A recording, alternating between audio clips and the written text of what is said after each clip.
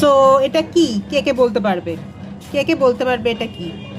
তো এখানে আমার মাইম্যান বসে আছে। কি হাসি! খাওয়ার পেয়ে কি হেভি খুশি? প্রচন্ড। প্রচন্ড। দেখো একটা বাইট নাও, দেখাও বন্ধুদের কেমন লাগছে। না না, ওর মধ্যে দেখানো যায় না। আরে নাও।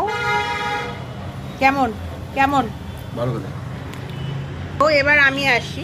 আজকে আমার চুল চুলের অবস্থা খুব খারাপ, ভিজে গেছিলাম। রোজই তো খোলা চুলে বেরোই, তো আজকে ভাবলাম চুলটা একটা বেনুনি করে আনি, তাই আই ডিড দ্যাট। সো আমরা আজকে আছি হচ্ছে হাতিবাগানে। প্রচণ্ড রাস্তায় জ্যাম।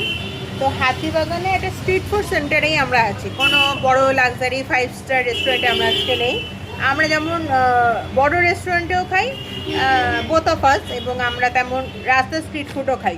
তো আজকে আমরা এসেছি গদার কচুরির দোকানে, যেটা হচ্ছে স্টার থিয়েটারের আগে, ঠিক আছে, এবং হচ্ছে হাতিবাগান থেকে আরেকটু এগোতে হবে। তো এখানে একটা কসমো বাজার আছে, সবাই তোমরা জানো এই লোকেশনটা। এবার হাতিবাগানে যারা থাকো তারা মোটামুটি সবাই জানো, তাই তো? আর হচ্ছে যারা জানো না তারা ওই স্টার থিয়েটারের ওখানে এসে জিজ্ঞেস করবে গদার কচুরি। এই গদার কচুরি একবার খেলে প্রেমে পড়ে যাবে বস। গদার প্রেমের কথা বলছি না কিন্তু, আমি কিন্তু কচুরির প্রেমের কথা বলছি।